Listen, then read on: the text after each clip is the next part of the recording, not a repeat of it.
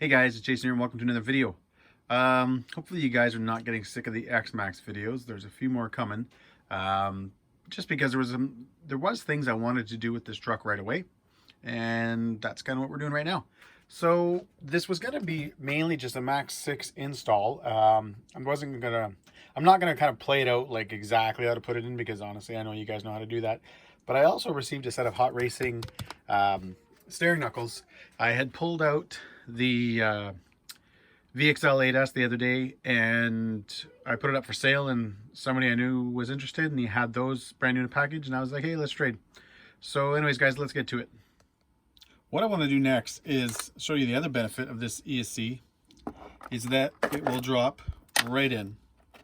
And literally guys, I think the only thing I had to trim on my other one is this little kind of, it holds one of the motor wires in the, or actually I even think it holds the battery rails, I don't remember. But anyways, you guys, this is the only thing you really have to remove. You can still keep the brace in here, so it adds that little bit of support. And then literally these will just right in. Nice clean install. I'm gonna be running probably the Castle connectors on these, because I do want to switch to those big 6.5 bullets, so that I can use those 4S, those high voltage 4S LiPos that I got in the DBXLE as well, because I do have some plans with that thing coming up. But anyways guys, let's get it in. All right guys, I went ahead and basically just removed that plastic piece that's on it, the one wire was going through. I just kind of cut it off, dremelled it down a little bit, and then I just used some of that carbon fiber kind of wrap sticky stuff you can buy from like Canadian Tire and other places, and I just cut off a little piece and just kind of stuck that on there, wrapped it around. That way it just doesn't look, you don't actually see where, you know, the one piece of plastic has obviously, you know, plastic missing because I had to cut it out type thing. It just makes it look a little bit cleaner. All right guys, I've gone ahead and soldered up MAX6. I've got my Castle connectors on there. You know, I gotta admit, I prefer soldering XT90s, but this is my second round with these and I learned some stuff tonight. So I'm gonna take this time guys just to show you, if you are gonna be soldering these, what I found works a little bit better. And it definitely made soldering tonight a lot easier.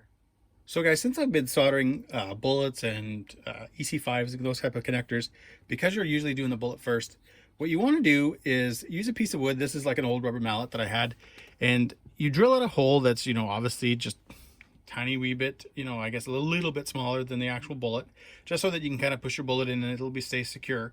The reason guys it's a good idea to use wood is wood won't conduct or absorb, however you want to put it, the heat as much as something like metal. So if you were to, let's say, put this connector in, let's say a vise, and even if you close it gently, you didn't, you know, super pinch it or anything like that, what happens is you're heating it up, the heat will also transfer more so into the metal, which makes it that much harder to solder because the heat isn't staying where it's supposed to. So obviously guys, something like this, the heat's going to be obviously more conductive with the metal, you're good to go. So there's the green part of the connector. Now obviously guys, I've already done this, so I'm just using a piece of wire.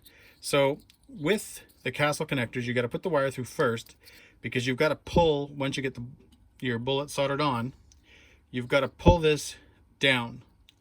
That's how it goes. Some you're able to poke through, like there's certain versions guys of EC5s, I think they're the E-Flight ones, and I forget which else. They're the slightly more expensive ones. You can actually put them in this way, which to me is easier, but these ones, they have to go this way. So I'm going to show you guys right now how I did it and how it worked really well for me to get these down and in secure. So here's my secret. So you basically, in a sense guys, you've got to kind of hammer these connectors in here.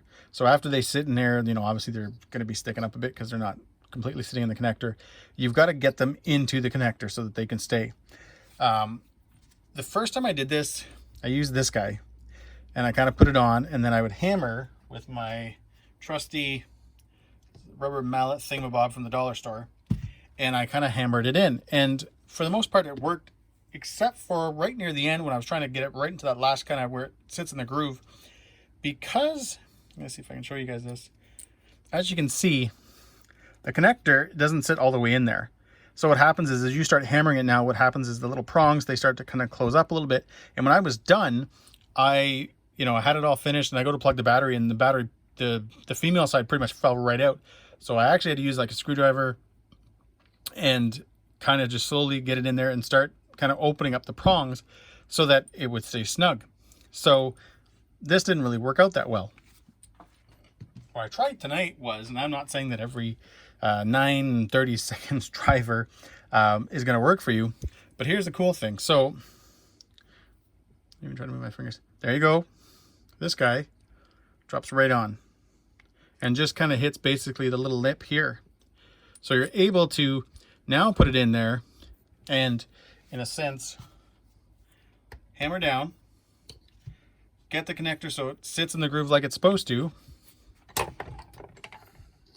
and it ends up being like that. Nice and snug. It's not going to go anywhere. And honestly, guys, this tonight, just by having this tool, and like I said, I just grabbed it out of my socket set. It was just the perfect size to, again, fit into here and do what you need to do. And I mean, yeah, it's a little bit snug, but I mean, even just turning it pretty much makes it go down, as you guys can see. So it doesn't take much. It made everything easier, and these went to get together tonight, guys. Awesome, like perfect fit. I recommend these. They're 6.5 bullets. They're bigger than obviously XT90s. They're bigger than EC5s and all that kind of stuff. And they're also, I mean, they're big. So when you want to grab them, because these will, guys, they're super snug. Like now that they're built right, they're tight. Like when you get them in, they're very tight. So what you want, obviously, you don't want your batteries coming apart. I don't know how many videos I watch where people jump and the truck doesn't run after because the battery connectors fell out. So anyways, guys, that is what I just wanted to show you guys right now. A good way to make them, even if you walk into, guys, a hardware store, and just, even if you have the bullet with you and you go to the sockets and you just find the one that sits, you know, and I mean, I use a rubber mallet. There's not a mark on it, so it's not like I ruined the, like where the driver goes in and stuff like that. So I'm not, even if I was, I could always replace this and just use this as the tool I use to make my connectors all the time. So anyways, guys, there it is. So the ESC's in the truck. I wasn't going to bother, guys, showing you how to peel double-sided tape and stick it in there. I'm pretty sure you guys know how to do that. Threw a little bit of wire loom just on the on and off switch just to kind of clean it up a little bit. But it's nice. I like the way, you know, the one thing I remember from my first X-Maxx, I had one of the originals with the VXL 6S in it, and we all know that that was that ESC had tons of issues, so pretty much everybody swapped out to a Max 6, and you're able to kind of adjust your gearing a bit. So I knew that it was going to fit in nice. Obviously, like I said, it's a nice clean install. It's nice and low. It's got, I use a different, kind of more like an industrial grade sort of double-sided tape. So that's all I have on it right now. It would take a really hard hit, I think, to actually break the ESC loose. You know, general jumping, landing obviously on the tires and all that kind of stuff. There's tons of suspension travel, and obviously there's big tires. Even, guys, hitting with the bumpers, they are designed to absorb a little bit. So I would have to do one heck of a hit, and obviously hit something that's not forgiving to actually send, you know, the kind of shock through a truck like this that would actually loosen this up. But we'll see how it goes. So I don't know, like I said, guys, we'll see how it goes. But I'm glad how this truck is turning out. We're going to do now the hot racing knuckles. Again, like always, I'm not going to bore you guys with 5 to 10 minutes of me just putting them on, but you'll at least see a couple of parts. If I notice anything that I think, you know, you guys should know, I'll do that. If not, you will see them on the truck. All right, guys, so I told you if I came across anything that I wanted to show you guys, I would kind of shoot on video.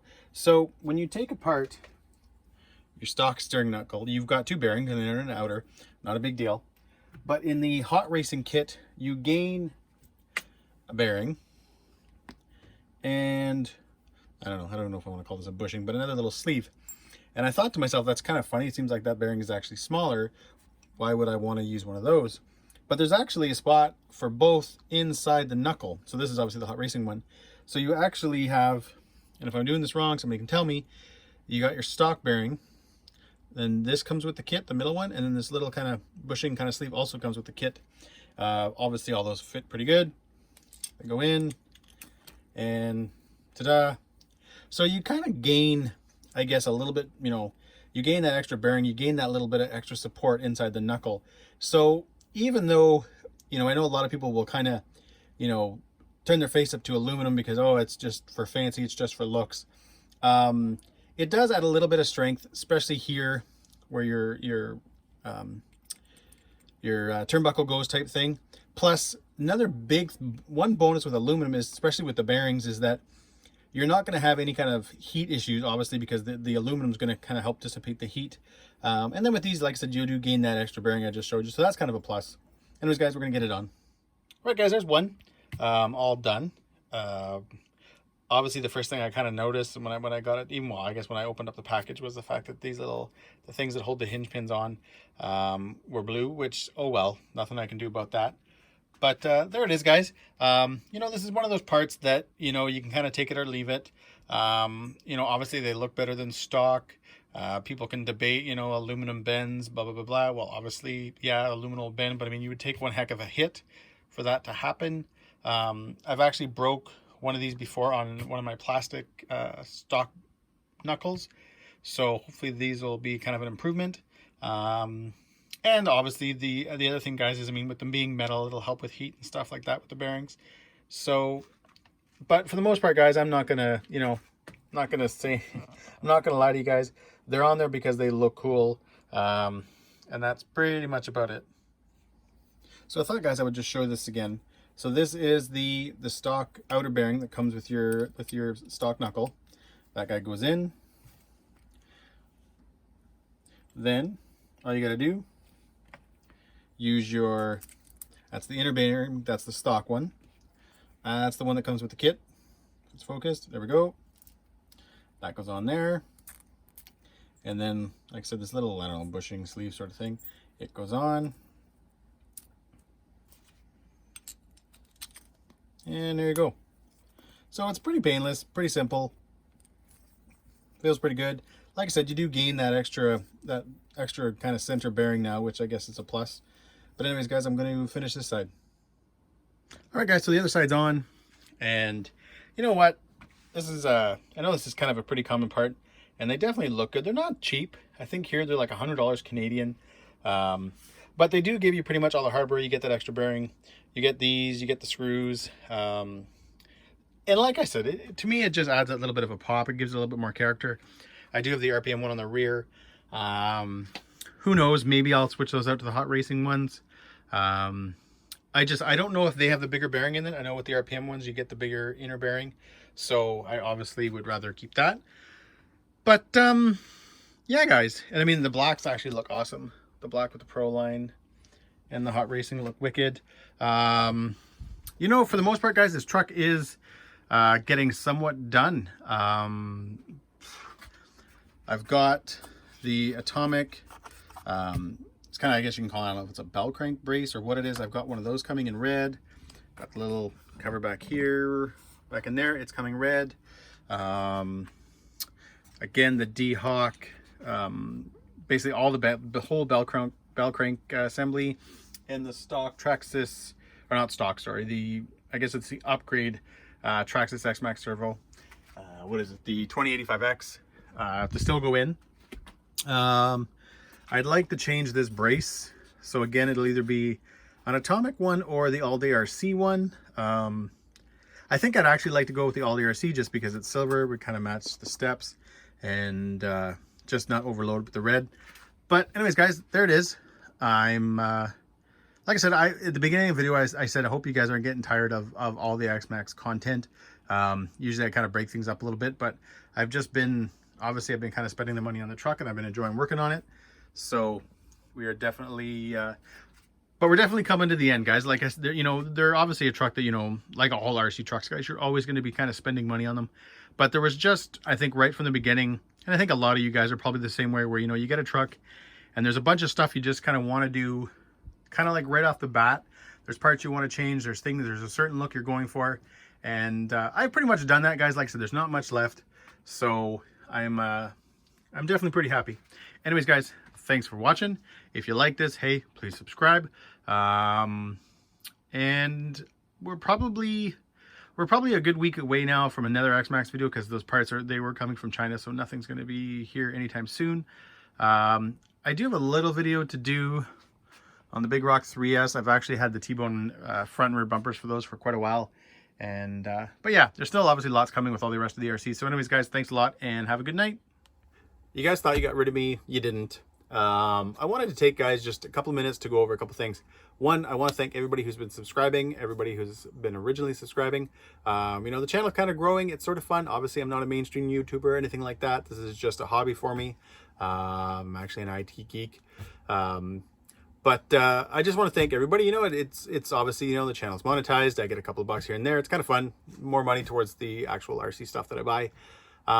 What I wanted, guys, just to do right now was to address a question that comes up all the time regarding, you know, this truck over that truck and what truck and why did you buy this over that truck and why did you sell this and all that kind of fun stuff.